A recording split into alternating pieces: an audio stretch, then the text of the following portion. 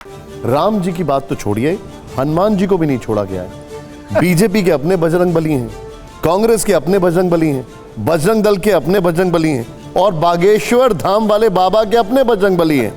चुनाव के मैदान से पर्ची वाले चमत्कार तक हर जगह बजरंग बली हैं।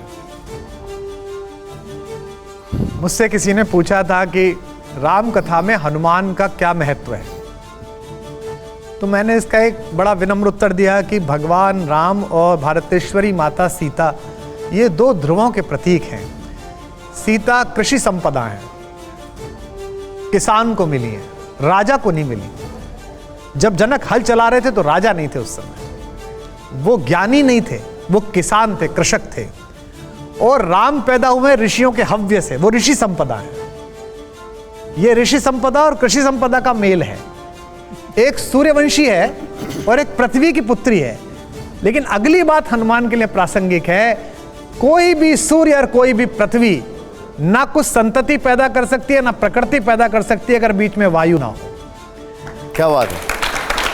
तो ये कथा, ये प्रसंग वायु पुत्र के बिना निरर्थक है। दूसरा, लाइटर मोड पे कह रहा हूं मैं, इस पे टिप्पणी नहीं करूंगा। जो आपने सवाल पूछा है, आप पत्रकार हैं, आपका काम है कि मुझे आप फंसाएं, और मैं कबड्डी का पहलवान हूं, मेरा काम है कि मैं आपको छू के वापस लौटाऊं ताकि अंक मेरे नाम लिखे जाए। तो आपने मुझे फंसाया, मैं फंसूंगा नहीं इसमें। एक बात कहूंगा राजनेताओं से, कृपया आप राम को कुछ भी कह लें, प्रयोग कर लें, राम धीरोदात्त नायक हैं, क्षमा कर देते हैं। हनुमान जी को न छुएं, क्योंकि हनुमान जी को आपने जब जब छुआ तब आपको उन्होंने वहां पहुंचाया जहां से अब राम भी नहीं निकाल सकते, सिर्फ हनुमान जी निकाल सकते हैं हाथ को। क्या आपका इशारा कर्नाटक चुनाव की तरफ है?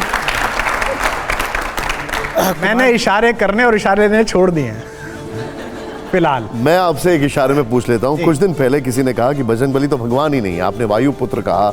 बजरंग बली तो सिर्फ राम भक्त हैं, लोगों ने उन्हें भगवान बना दिया। मैं ऐसी किसी अनैतिक बात पर टिप्पणी करना नहीं चाहता। ये वाक्य और ये शब्द मेरे लिए इस चैनल में सुनना भी मेरे लिए खराब समय है।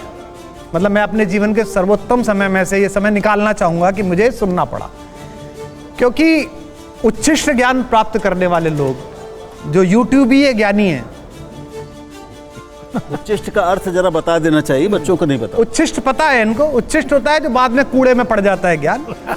तो यूट्यूबीय ज्ञानी है एक, जो गूगल पे आया, यूट्यूब पे आया, उसे सीख लिया।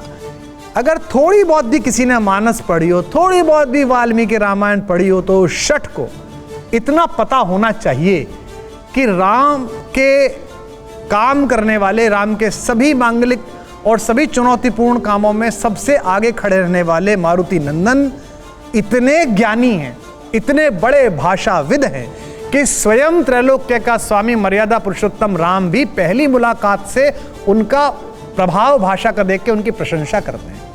वाक्यज्ञम मधुरम सुग्रीव सचिवम कपि, श्रीमद् वाल्मीकि रामायण में लक्ष्मण से कहते हैं कि ये कितना अद्भुत वाक्य बोलने वाला सुग्रीव का सचिव है ये कपि, और ये निश्चित रूप से इसने चारों वेदों का अध्ययन किया है। हे सौमित्र, इससे जाकर भाषा में बात करो, इसकी तो अद्भुत भाषा है।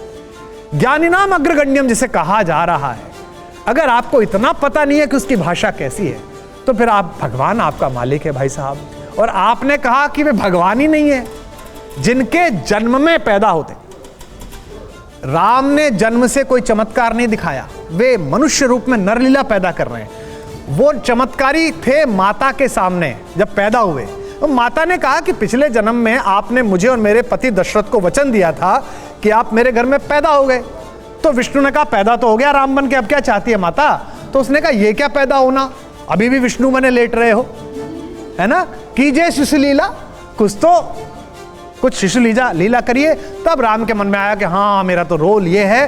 तो उन्होंने सुन के रोना शुरू करा और प्रसन्नता प्रारंभ हुई और आनंद मंगल हुआ।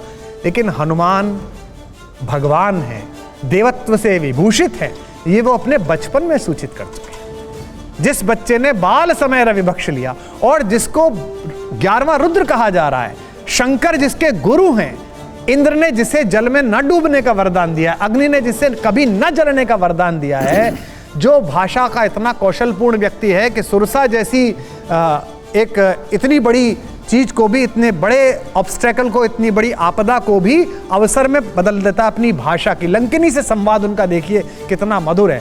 अगर किसी ने इतना भी नहीं पढ़ा है और फिर वो कोई टिप्पणी करे और आप मुझसे टिप्पणी मांगे, तो कृपा पूर्वक इसको कार्यक्रम में तो रहने दें इस टिप्पणी को, लेकिन आप सब भी प्रार्थना करें कि मेरे जीवन के अमंगल क्षणों में से एक क्षण निकल जाए कि मैंने हनुमान जी के बारे में ऐसी बात सुनी।